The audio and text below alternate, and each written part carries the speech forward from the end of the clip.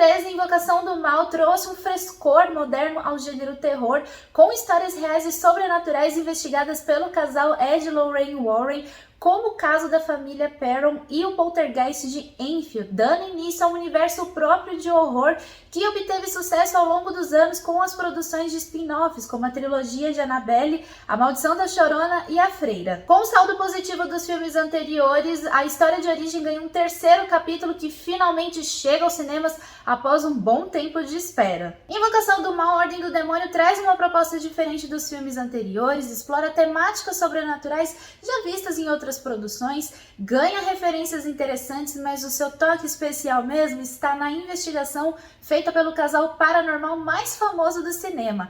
E aí, será que essa nova história supera os longas anteriores e fecha essa trilogia com chave de ouro? Oi, gente, tudo bom com vocês? Eu sou a Camila, sejam muito bem-vindos ao canal do Pipoca na Madrugada.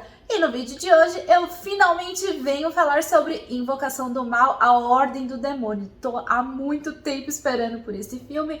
Finalmente eu assisti e venho contar aqui pra vocês o que eu achei da história. Esse vídeo é sem spoilers, eu vou pontuar algumas coisas com relação à história, efeitos, os personagens, mas não vou entregar as reviravoltas, não se preocupe. Então, esse vídeo é sem spoilers. Então, se vocês querem saber mais sobre o filme, continue assistindo ao vídeo, já aproveita, se inscreve aqui no canal, aperta o botãozinho vermelho para não perder nenhuma novidade que eu postar aqui.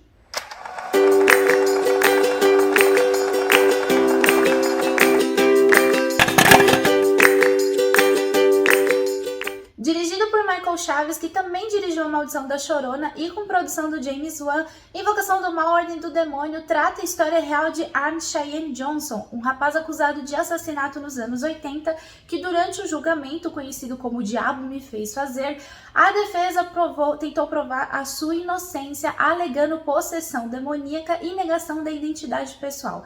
Resumindo, o rapaz cometeu homicídio por estar possuído por um demônio. A princípio, Invocação do Mal, Ordem do Demônio faz a gente acreditar que vai seguir passos semelhantes igual ao do filme O Exorcismo de Emily Rose, de 2005, uma vez que a gente vai acompanhando essa história através do julgamento para saber o que de fato aconteceu com a Emily na época, durante o exorcismo, e por que a razão dela ter morrido.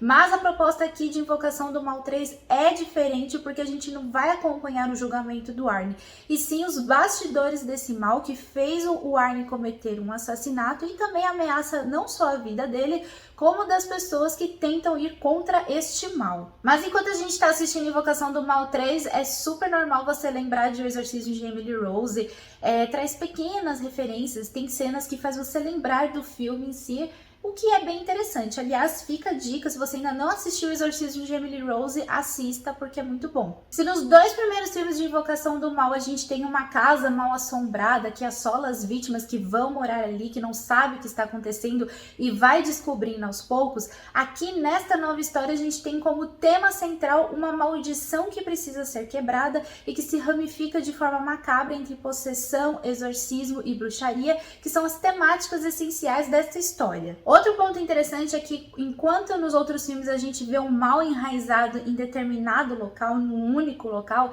aqui nessa nova história a gente vê essa maldição ser manual. Como assim? Essa maldição, esse mal é feito por algo e alguém, ou alguém, feito a qualquer distância, o que faz essa investigação se tornar expansiva. Ela ganha focos em pontos geograficamente diferentes, o que se torna ainda mais desafiador para o casal Warren, que vai, interpretar, vai enxergar a situação através das visões da Lorraine e que vai ganhando forma à medida que cada peça se encaixa nesse quebra-cabeça de horror. Mas até isso acontecer, todos os personagens são testados e provocados, seja pela fé ou pelo amor. O filme acerta em cheio com uma ótima sequência inicial de possessão demoníaca do garoto David Glatzel, que faz o público entender como tudo começou e a razão para o Arne cometer tal crime hediondo que marcou os anos 80. Inclusive, essa cena ganha uma referência clássica do filme O Exorcista, de 1973, e é impossível você não reconhecer essa referência, a não ser que você nunca tenha visto O Exorcista.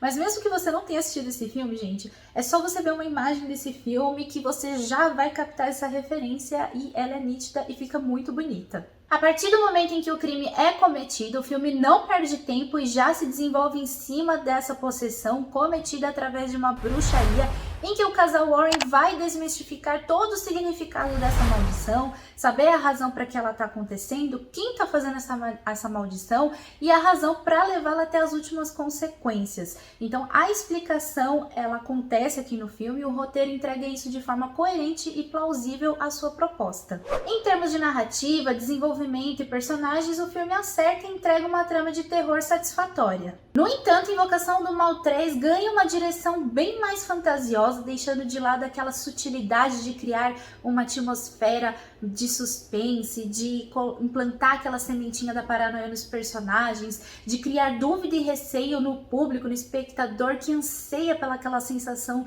do inesperado, do medo do que pode vir a acontecer ou não, como a gente sente nos dois filmes anteriores. Aqui o filme ele deixa tudo às claras. Cada passo, cada manobra, cada susto, que na minha opinião não amedronta tanto como a gente se assusta nos dois filmes anteriores. As possessões por si só já são sombrias e causam uma boa impressão aqui no filme, só que os efeitos em volta dessas cenas elas são exageradas e diminuem a atmosfera de medo que a gente almeja ver aqui na trama. Você gosta do que vê, mas você não sente aquele impacto que gostaria de sentir. A temática bruxaria também já tem o seu próprio tom fantasioso que poderia ter sido diminuído um pouquinho aqui no filme, para criar um clima maior de dúvida e aflição a partir das investigações, das visões da Lorraine, que são muito boas e instigantes. Aliás, a cena no necrotério é muito boa, é uma das minhas favoritas, e também o filme traz um efeito colateral do mal que faz um ficar contra o outro,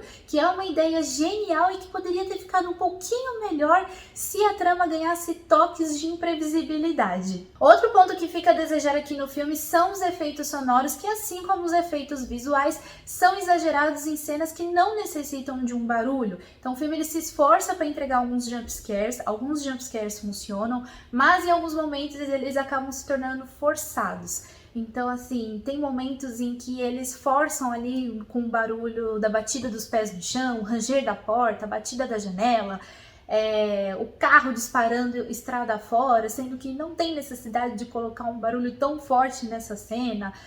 Aquela trilha sonora que vai aumentando assim, achando que vai acontecer alguma coisa e não acontece. Então assim, acaba tirando um pouquinho a graça, né, dos sustos que poderiam funcionar nesses momentos, mas é possível relevar. Essa parte técnica que eu tô ressaltando aqui no filme foi o que eu senti, o que me incomodou enquanto eu tava assistindo ao filme. Pode ser que pra vocês tudo isso passe de boa, vocês gostem e tá tudo bem, tá, gente? É que são alguns detalhes que acabaram me incomodando um pouquinho, que eu acho que poderia ter sido melhor. Por exemplo, aqui no filme de terror, pra mim, menos é mais. Eu acho que em alguns momentos o silêncio ia assustar muito mais do que um constante barulho. Então, por isso que eu tô pontuando aqui, eu espero que fique claro pra vocês. Em compensação, se tem um ponto que continua formidável aqui no universo de Invocação do Mal, é o casal Warren. E em Invocação do Mal, Ordem do Demônio, a Vera Farmiga e o Patrick Wilson entregam uma química muito mais forte, muito mais envolvente, que evidencia uma história de amor que fortalece ambos e os ajudam a se proteger durante essa investigação. O roteiro faz questão de relembrar o primeiro encontro, o amor construído ao longo de 30 anos de união e como esse sentimento vai servir de escudo para esse novo desafio na qual eles jamais imaginaram que pudessem passar se comparado aos demais casos do currículo do casal. O filme ele equilibra muito bem os destaques dos dois personagens, cada um tem o seu grande momento aqui no filme, como as visões da Lorraine, a forma como ela vai conduzindo a investigação, ela vivencia cada situação já ocorrida e vai desvendando as pistas, como ela vai vivendo, né? Ela encena ali a situação, o crime que ocorreu. Inclusive ela já fez isso lá em Invocação do Mal 2, na cena lá sobre o caso Amityville, em que ela encena o que aconteceu na casa. E essa fórmula também é usada aqui no terceiro filme. E a gente vê essa fórmula sendo usada na cena em que ela vai ali na floresta, na cena do penhasco, que são momentos que a gente já viu no trailer do filme. Aliás, a Vera Farmiga ganha uma caracterização bem mais fiel à verdadeira Lorraine, como o cabelo levantado, mais armadinho, as roupas, ela tá muito mais parecida com a verdadeira Lorraine. Do outro lado, a gente tem a vulnerabilidade do Ed, por conta da sua saúde que tá debilitada, mas ele tenta abafar essa fragilidade, colocando a sua coragem e o amor pela Lorraine em primeiro lugar. Então a gente tem um Ed um pouco mais agressivo, impetuoso, teimoso, ele faz faz interpretações rápidas sobre a investigação, sobre a situação que eles estão vivendo, e ele toma decisões impulsivas que funcionam na trama. Os demais personagens também são bons, como é o caso do ator Julian Earlard, que interpreta o garotinho David, que inclusive protagoniza aquela ótima cena de exorcismo que a gente vê lá no começo do filme. O ator que interpreta o Arnie, ele também tá muito bom, ele entrega um Arnie conturbado na medida certa, e ele também atua na cena final de possessão. Não é a minha favorita, mas é uma cena boa. Já os atores que interpretam o padre aposentado e a Madame de Preto são personagens instigantes que vão aguçar a curiosidade do espectador até certo ponto.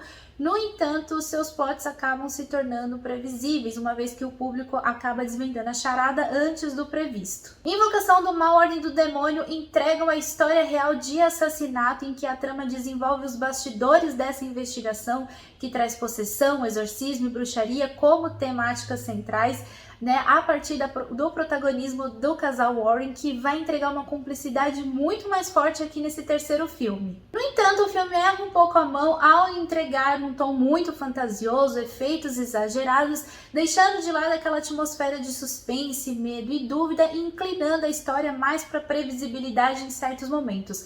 É um filme bom, mas não é o meu favorito da trilogia. Então é isso, gente. Essa é a minha crítica sobre Invocação do Mal, A Ordem do Demônio. Eu gostei do filme, eu fiz algumas observações, algumas ressalvas, alguns pontos que me incomodaram, mas isso não significa que eu não tenha gostado do filme. Eu gostei, eu pretendo assistir de novo futuramente, prestar atenção em alguns detalhes que eu quero relembrar. E, obviamente, se tiver Invocação do Mal 4, 5, 10... com certeza eu vou assistir, porque eu sou apaixonada por esse universo de Invocação do Mal. Então é isso, né, gente? Se vocês gostaram desse vídeo, deixe o seu joinha, compartilhe o vídeo de seus amigos, me siga nas redes sociais pra gente conversar e comenta aqui embaixo se vocês pretendem assistir o filme e se já assistiram, o que vocês acharam da história. E, é claro, não se esqueça de se inscrever aqui no canal para acompanhar as novidades. Um beijão e até a próxima!